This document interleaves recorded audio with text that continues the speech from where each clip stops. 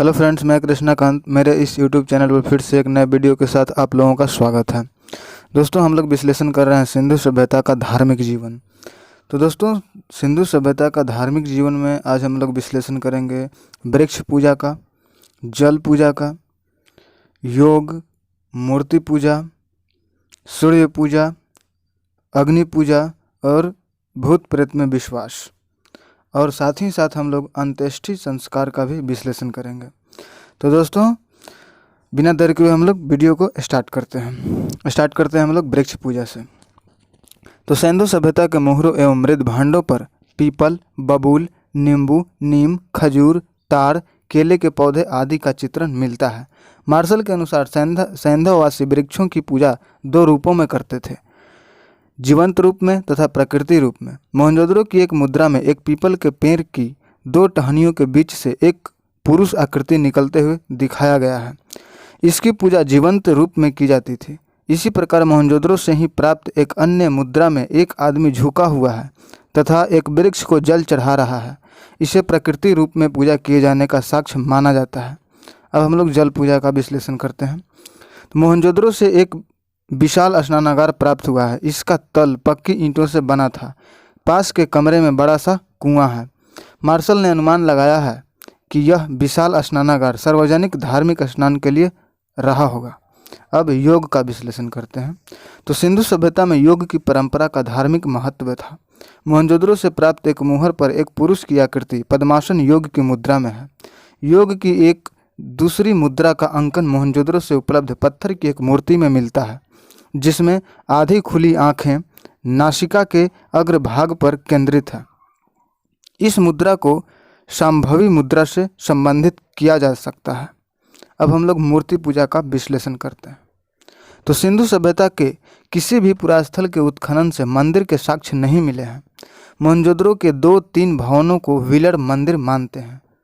राजस्थान में स्थित कालीबंगा और गुजरात में विद्यमान लोथल के उत्खनन से अग्निकुंड और अग्निवेदिकाएं प्राप्त हुई है। कालीबंगा के दुर्ग टीले पर जो अग्निकुंड मिला है, उनमें पशुओं की हड्डियां, सिंह एवं राख मिली है। ऐसा प्रतीत होता है कि राजस्थान और गुजरात के क्षेत्रों में अग्नि पूजा तथा यज्ञ का प्रचलन था।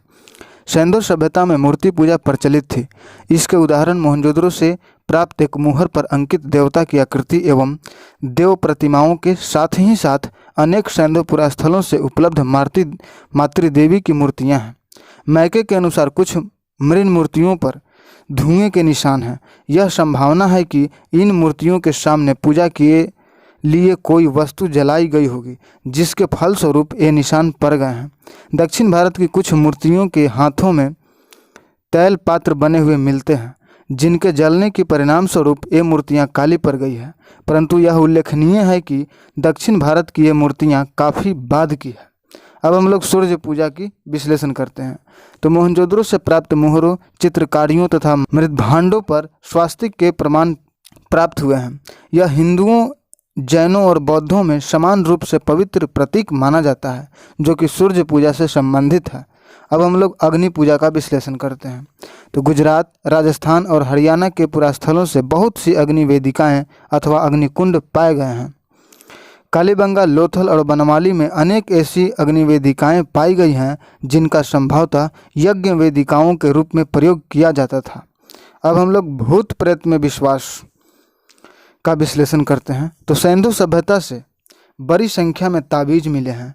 इससे अनुमान लगाया जाता है कि वे भूत प्रेत, जादू टोना आदि में विश्वास करते थे।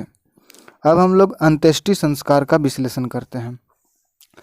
तो सिंधु सभ्यता के अंत्येष्टि संस्कार की विधियों से उनके पारलौकिक जीवन में विश्वास की पुष्टि होती है। अंत्येष्टि संस्कार की 3 विधियां प्रचलित थीं। नंबर 1 पूर्ण समाधिकरण, नंबर 2 आंशिक समाधिकरण और नंबर 3 दाह संस्कार। कब्रिस्तान नगरों में बस्ती से बाहर होते थे। हम लोग नंबर 1 पूर्ण समाधिकरण का विश्लेषण करते हैं। तो यह समाधिकरण सबसे अधिक प्रचलित था। इस समाधिकरण में पूरे मृत शरीर को दफनाया जाता था।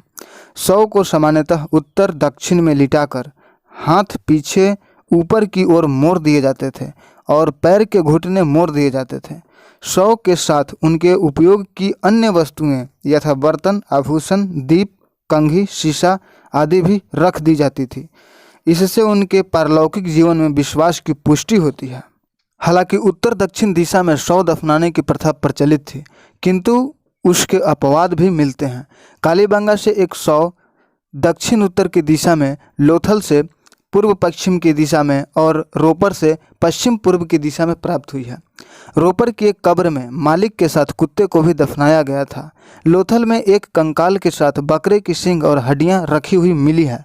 लोथल से 3 युग्म समाधियों और कालीबंगा से 1 युग्म समाधि के साक्ष्य मिले हैं। अब हम लोग नंबर 2 आंशिक समाधिकरण का विश्लेषण करते हैं। तो इस समाधिकरण में मृत शरीर को जंगली जानवरों और चिड़ियों के लिए कुछ दिन के लिए खुला छोड़ दिया जाता था और बची हुई हड्डियों तथा कपाल आदि को दफना दिया जाता था। ऐसी आंशिक समाधिकरण के उदाहरण बहावलपुर के स्थल से मिलते हैं। वर्तमान में पारसी समुदाय में भी इस प्रकार के अंत्येष्टि क्रिया के प्रमाण मिलते हैं।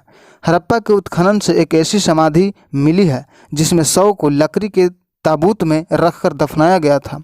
यह किसी विदेशी व्यक्ति की कब्र मालूम पड़ती है। अब हम लोग दाह संस्कार का विश्लेषण करते हैं। तो संस्कार की यह क्रिया भी हड़प्पा संस्कृति में प्रचलित थी। मोहनजोदड़ो एवं सुरकोटडा से कतिपय कलश स्वाधन के प्रमाण भी मिले हैं। इस प्रकार के स्वाधन में शव को जलाने के बाद बचे खुचे अवशेषों तथा राख को मृत भांडों में भरकर दफना दिया जाता था। इन कलशों के अंदर मृत व्यक्ति के अवशेषों के अतिरिक्त मिट्टी के बर्तन, मन के, हाथी दांत के टुकड़े, चूड़ियाँ, पशुओं की अस्थियाँ, चिड़ियों, मछलियों की प्रतिमाएं पाई गई है।